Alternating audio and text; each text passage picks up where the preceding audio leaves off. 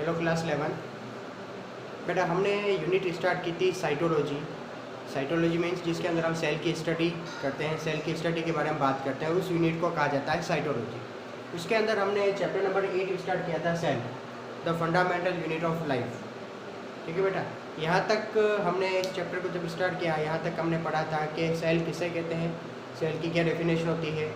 The smallest structural and functional unit of life is called cell.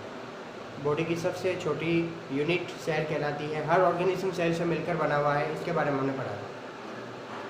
फिर हमने discuss किया था सेल की डिस्कवरी के बारे में। मैंने आपको बताया था कि सेल की डिस्कवरी साइंटिस्ट रॉबर्ट हुक द्वारा की गई। ठीक है, लेकिन सबसे पहले जब उन्होंने सेल देखा तो वो डेड सेल थी, तो डेड सेल की डिस्कवरी रॉबर्ट हुक ने की। उसके बाद लिविंग सेल के बारे में बात आती है, तो लिविंग सेल्स की study scientist live and white ने की। और सेल के अंदर एक और स्ट्रक्चर पाई जाती है जिसको कहते हैं न्यूक्लियस, जो सेल पर कंट्रोल करता है, उसकी स्टडी की थी साइंटिस्ट रॉबर्ट ब्राउन ने। यहाँ तक अंडरस्टैंड है बेटा? यहाँ तक तो हमने टॉपिक पढ़ लिए थे। उसके बाद मैंने कुछ आपको टॉपिक भेजे थे, ठीक है, आज उसको एक्सप्लेन कर रहा हूँ। एक सबसे इम्पोर्टेंट टॉपिक है सेल थ्योरी, जिसको आपने लिख लिया होगा अपनी कॉपीज के अंदर। सेल थ्योरी 3 साइंटिस्टों ने मिलकर एक सेल से रिलेटेड थ्योरी दी थी, जिसको कंबाइंड यूनिवर्सल सेल थ्योरी का नाम दिया गया था। ठीक है, तीनों आप साइंटिस्ट जो थे वो थे शेल्डन, स्वान और विरकाउ। 3 साइंटिस्ट थे, शेल्डन, स्वान और विरकाउ। तीनों ने मिलकर जो एक थ्योरी प्रपोज की थी, उसको सेल थ्योरी के नाम से जाना जाता है, जो हमने कर लिया। आज उसको एक्सप्लेन करना है। तो सेल थ्योरी के अंदर जो पहला पॉइंट है, या सेल थ्योरी के अंदर जो हमने लिखा है, उसके अंदर ये था कि जो सभी ऑर्गेनिज्म है वो सेल से मिलकर बने हुए हैं। ऑल ऑर्गेनिज्म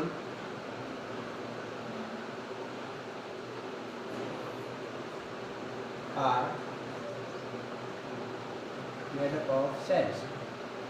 सभी जो ऑर्गेनिज्म है वो सेल से मिलकर बने हुए हैं। ठीक है, जो फैक्ट बात है, सेल की डेफिनेशन के अंदर भी हमने यही बात पढ़ी थी। दूसरा पॉइंट इन्होंने दिया था कि जो सेल्स है,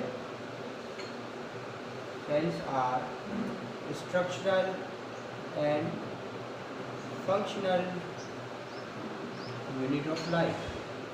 जो सेल है वो बॉडी की अपने सबसे स्ट्रक्चरल और फंक्शनल यूनिट है। मतलब बॉडी की पूरी जो फंक्शनल यूनिट है, स्ट्रक्चर यूनिट है, वो क्या होती है? सेल्स होती है। तीसरा जो मेन पॉइंट था सेल थ्योरी का, वो उन्होंने कहा था कि जो भी नई सेल्स है वो पुरानी सेल से बनी हुई है।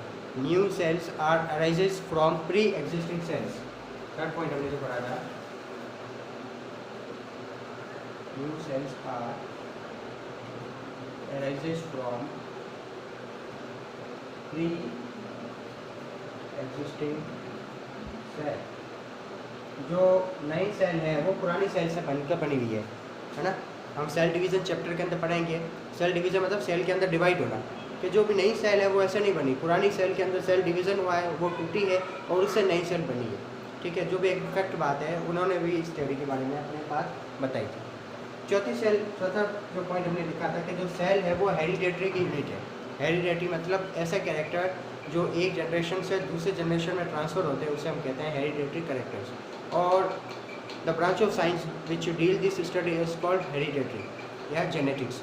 ठीक है, जो भी अपने पास डिटेल में चैप्टर हमने 10 का पढ़ा था जेनेटिक्स के बारे में, उसके अंदर था। तो सेल है वो एक हेरिडेटरी की यूनिट है। मतलब एक इन्फॉर्मेशन एक जनरेशन से दूसरे जनरेशन में आने में जो हेल्पफुल है वो भी सेल के थ्रू ही होती है। ठीक है, तो ये कुछ पॉइंट थे, 4 पॉइंट थे जो हमने सेल थ्योरी के बारे में पढ़ लिए थे अच्छे से। तो इसको सेल थ्योरी के नाम से जाना जाता है। तो जब भी सेल थ्योरी का क्वेश्चन आए तो आपको इस चीज़ों को एक्सप्लेन करना है। ठीक है बेटा, शेल्डन, स्वान और विरकाउ ने सेल थ्योरी दी। फिर आपने वो पॉइंट लिखना है कि all organism is made of cells. सभी ऑर्गेनिज्म सेल से मिलकर बने हुए हैं। द सेकेंड पॉइंट अपने को लिखना है, cell is the smallest structural and functional unit of life. Then third अपने को लिखना है कि new cells are arises from pre existing cells. और देन फोर्थ पॉइंट अपने को लिखना है कि cells are the basic unit of hereditary. The genetic character are transfer from one generation to other generation with the help of cells. ठीक है, sales ही उसकी जो होती है। ठीक है, जीन्स जिसमें रोल प्ले करते हैं, डीएनए हम पढ़ेंगे, उसके बारे में भी है। ठीक है, तो सेल्स बेसिकली हेरिडेटरी की यूनिट भी है। ठीक है बेटा, इसके बाद हमने टॉपिक पढ़ा था कि जो सेल्स है वो 2 टाइप के अंदर डिवाइडेड है। सेल्स है वो अपने पास दो टाइप के अंदर डिवाइडेड है। एक हमने पढ़ा है प्रोकैरियोटिक सेल्स के बारे में,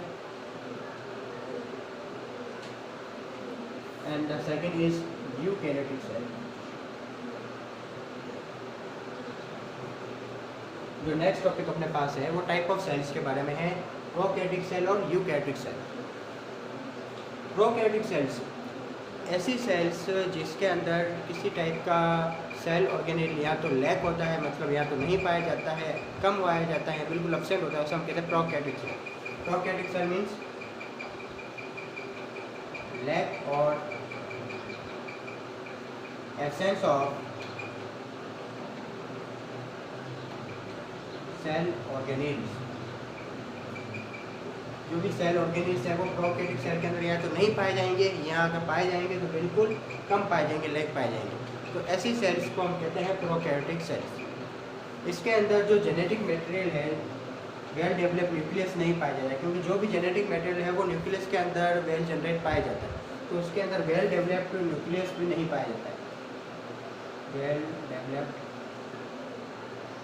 न्यूक्लियस आर एब्सेंट, ये साइन एब्सेंट का होता है, मतलब इसके अंदर वेल डेवलप्ड न्यूक्लियस नहीं पाया जाता है। जेनेटिक मटेरियल है वो बिल्कुल बिखरा बिखरा पाया जाता है, जेनेटिक मटेरियल सेल के अंदर बिल्कुल फैला हुआ रहता है, साइटोप्लाज्म के अंदर मिक्स होता है। तो ऐसी सेल्स को हम कहते हैं प्रोकैरियोटिक सेल्स।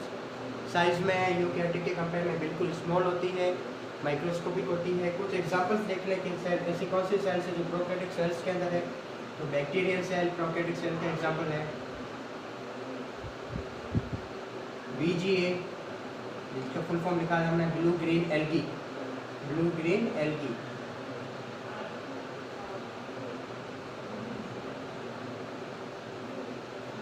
ये भी प्रोकैरियोटिक सेल का एग्जांपल है। एक हमने और एग्जांपल लिखा था PPLO, PPLO सबसे स्मॉलेस्ट सेल होती है बॉडी की, सबसे स्मॉलेस्ट ऑर्गेनिज्म होता है, उसका नाम है PPLO, है ना। इसका फुल फॉर्म होता है प्लूरो न्यूमोनिया लाइक ऑर्गेनिज्म। सबसे स्मॉलेस्ट ऑर्गेनिज्म होता है। काफ़ी बार कंपटीशन एग्जाम के अंदर क्वेश्चन आता है, मेरा नीट के अंदर भी काफ़ी बार क्वेश्चन आता है।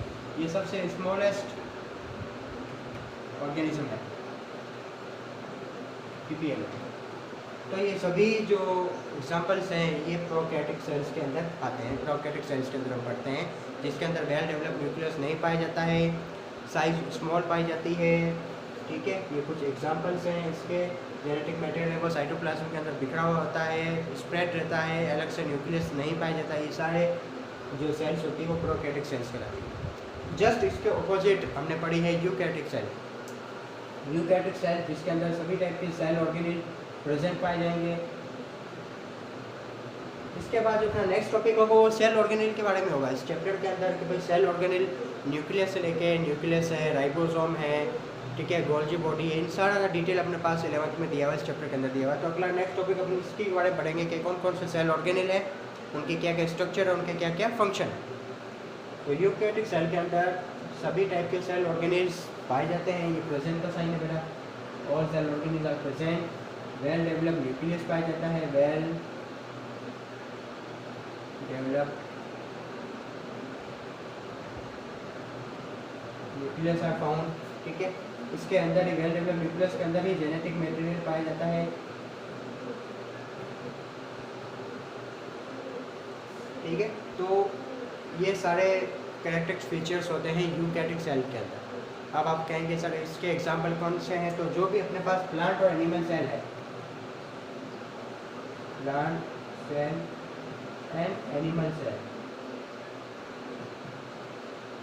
Are the example of eukaryotic cell. जो भी प्लांट और एनिमल सेल है वो यूकैरियोटिक सेल का एग्जाम्पल है, ठीक है बेटा। तो अपना जो नेक्स्ट टॉपिक है वो यही है, एक टिपिकल एनिमल सेल एग्जाम्पल है यूकैरियोटिक सेल की, एक टिपिकल प्लांट सेल भी एग्जाम्पल है यूकैरियोटिक सेल की। तो अभी जो अपना नेक्स्ट ऑर्गेनेल है सेल ऑर्गेनेल, जिसके अंदर हम सभी इस चीज़ें पढ़ेंगे, जिसके अंदर प्लांट सेल के अंदर भी कौन कौन से ऑर्गेनेल आते हैं वो भी प्रेजेंट हो जाएंगे, एनिमल सेल के अंदर कौन आते हैं वो भी प्रेजेंट हो जाएंगे, ठीक है बेटा। तो यहाँ तक का टॉपिक आपको मैंने करा दिया है, उसका ये वीडियो है, आप इसको अच्छे से देख लें, समझ लें। कोई भी डिस्कशन हो, कोई भी प्रॉब्लम हो तो आप मुझसे वापस कंसल्ट करें कि सर ये टॉपिक मुझे अच्छे से समझ में नहीं आया, आप इसकी प्रॉब्लम मुझे सॉल्व करते हैं तो मैं आपको वापस बता दूँ। इसके बाद जो आज मैं आपको पिक्स भेज रहा हूँ वो बिल्कुल जनरल छोटा सा टॉपिक है जो हमने छोटे क्लासों में पढ़ा है। प्लांट और एनिमल सेल में क्या क्या डिफ्रेंशिएट होता है, इन दोनों के आपको डायग्राम बनाने हैं और इन दोनों में डिफ्रेंशिएट लिखना है प्लांट और एनिमल सेल के अंदर, ठीक है। डिफरेंशिएट के अंदर 2-3 कुछ एक्स्ट्रा इंपॉर्टेंट पॉइंट होंगे जो मैं बाद में नेक्स्ट वीडियो में जब इसको डिस्कस करूँगा तब लिख लेंगे। बाकी बातें वही है कि प्लांट सेल के अंदर सेल वॉल पाई जाती है, चारों तरफ जो वॉल होती है उसको सेल वॉल कहते हैं। एनिमल सेल के अंदर सेल वॉल नहीं पाई जाती है।